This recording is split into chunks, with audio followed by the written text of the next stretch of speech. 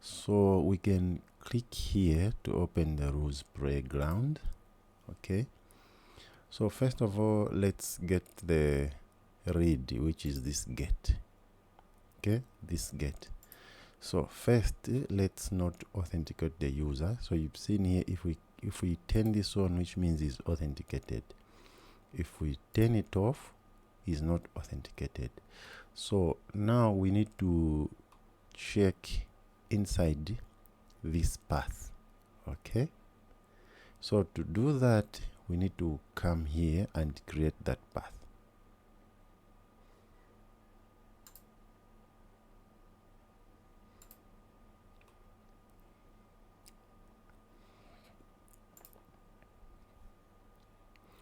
So right here, we're going to okay, you can see that I was trying this before, so let me just click it. So you say /user/user ID inside this user ID. So now let's click on run. We'll see that if you do allow access, but remember that I've kept this here, I haven't removed this. I just want to show you something. So we are not authenticated, but let's try to read. So it's not allowing us access because we are not authenticated. Okay, which means the rules are working fine. So now what we can do is let's allow read here even if we are not authenticated. So to do that, we are going to say allow read write, and then remove all this, and then just say if true. Okay, so if we put the rule like this, it means that even if the user is not authenticated, we are giving them access. But here we don't want unauthenticated users to have access. But if we publish this and then give it a run again, it's going to pass. Why it's passing? Because this rule, which is giving access to all the documents overrides everything. So if we want these individual rules to work, we need to remove this. Okay, so let's dismiss this, and then let's comment out this. Let's comment it. Okay, and then let's publish. Now we have our one row here. So let's try to run again. Okay, so it's not giving access because the user is not authenticated. But now if we authenticate and then let's run it again, you see that now we have access to the user's data. Okay, so that's how we have put the rules in our users nodes here. Okay, and then the next thing is we can check first in our application what's going on. If we bring it up, if we go to the AI, you see that it's not giving us access. It says something went wrong. Why? Because there is no rule here to allow us to read inside these charts and posts. So now let's work on the rule of the posts. Let's come back. We can minimize this. So next to that, let's come down here. Let's create another rule for the post. So let's say match. Then we have posts. After that, also we have post ID. No, actually we don't want to create in the post. What we want is inside the chat. So, or maybe we can start with a post, because if we also come back to the post, we can't see anything because we don't have access. So let's start with a post. Okay, let's minimize, and then we have post ID, and then let's create our row here. So let's allow a read. So for the read, we will do the same. We will check if it's authenticated. So let's copy this. Actually, we can create a function for this instead of rewriting all the time. So before that, before checking here, let's just create that function really quick.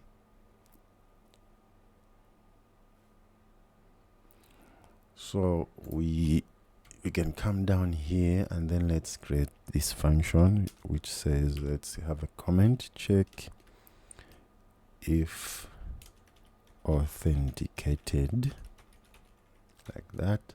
So let's say function is authenticated.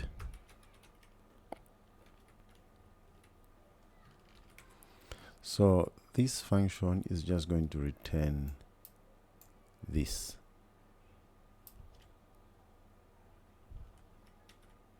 Let's copy, then let's just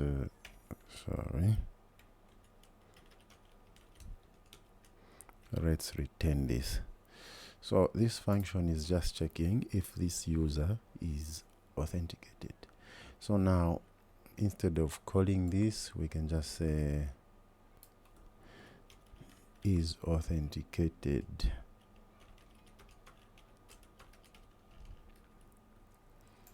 Like this. I think there's a misspelling here.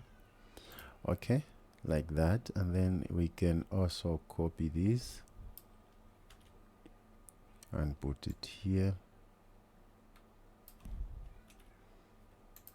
Okay, so now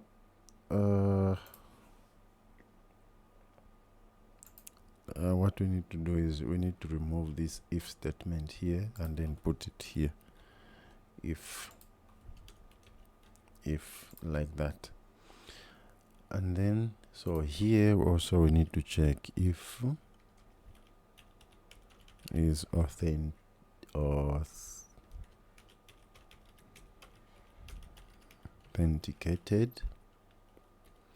So okay, so even in the post we're going to allow read if is authenticated. Okay, so let's go ahead and publish this. Let's go to our application. Now we know that we are authenticated. Let's try to refresh. You can see that we have seen this because we are authenticated.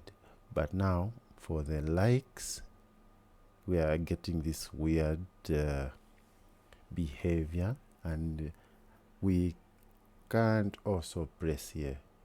We can't comment because it's going to give us an error even if we click here, because there is no rules to allow us to do all these things. Okay, so we have seen that after we have given access to the post, if we are authenticated, we can see that we can see our data here.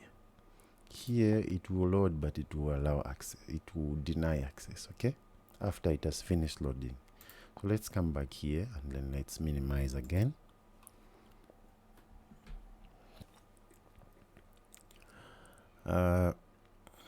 Next, now let's also give the right access. So allow right. First we'll check again if it's authenticated. Okay, and then the next thing is we need to check that this person who's writing in this post, again we need to check if he's the owner, like what we have done here, to check if this is equals to this. So to check if he is the owner, what we need to check here is we need to say request .auth .uid is equal to, okay, now we know that this is not the user ID. This is a if we go to post, this is a post ID. it's not your user ID, so you can't compare with this one. But what we can compare with is the sender ID inside this post.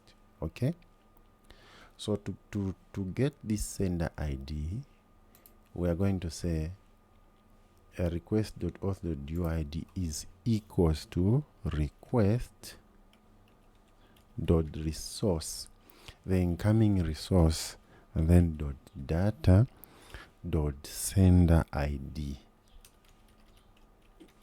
like that. We need to have this sender ID as a variable inside here. If you are not saving it as sender ID, you need to put here how you are saving it. Okay, it needs to be the same with this. So this is how we are checking if this is the owner of the post. But this also looks long, so maybe let's create also a function for that. So let's say function. This one we can comment it as a check if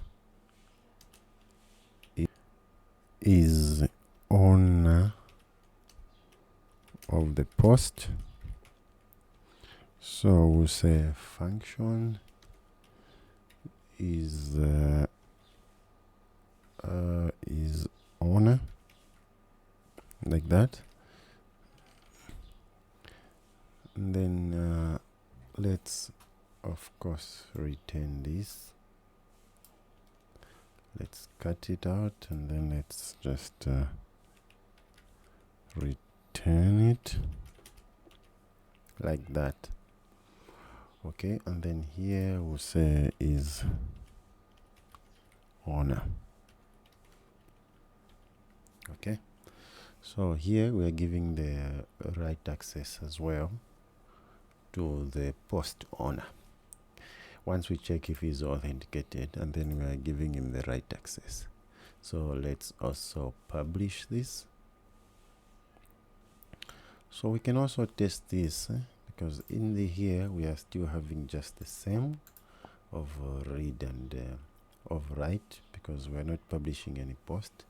So we can also test if we can write inside here. So first let's check the post ID, and then so the read we have already tested, we can see that we are reading. Now the write, let's test the create. So if we want to create a document inside this, first let's try it like this. Okay, it's going to deny because okay, it went to users because we didn't change here. Let's dismiss this. Let's put post, and let's run it. Okay, so as you can see, it has denied in this method is owner because the request.resource.data.sender ID is not there.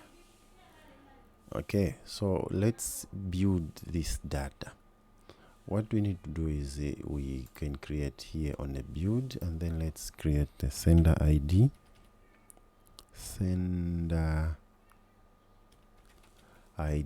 which is a string, and then we need to save this string as what we are using here. Okay, so let's go back. Then in the users, I'm not sure which ID we are using here, so let's first try this one. Copy, we come back here, and then let's build, and then let's say sender ID, we get this ID, and then done. So now we know that in the data which is coming, we have a field called sender ID with our ID. Let's dismiss this and then run it again. Okay, we are denied, so meaning this is the wrong ID we are getting. So let's try the other one. Let's just edit and then copy this, then come back here in the build here, let's say sender ID, which will be our ID, and then let's click on done. Let's dismiss that and run it again. Okay, we are still getting an error. Let's see, if request.auth.uid is equals to we have the resource here. What do I mean? Okay, let's put the ID as this one, then let's run it again. Okay, that's it. Now we have it, because we did not put this request.auth.uid. So now that this auth is this ID and is the same ID that is getting found at the sender ID, we are going to have access. Okay, so that's how we enforce these right rules. I hope you understand the scenario here. Okay, now we can dismiss this. We have the write and the read rules to the post.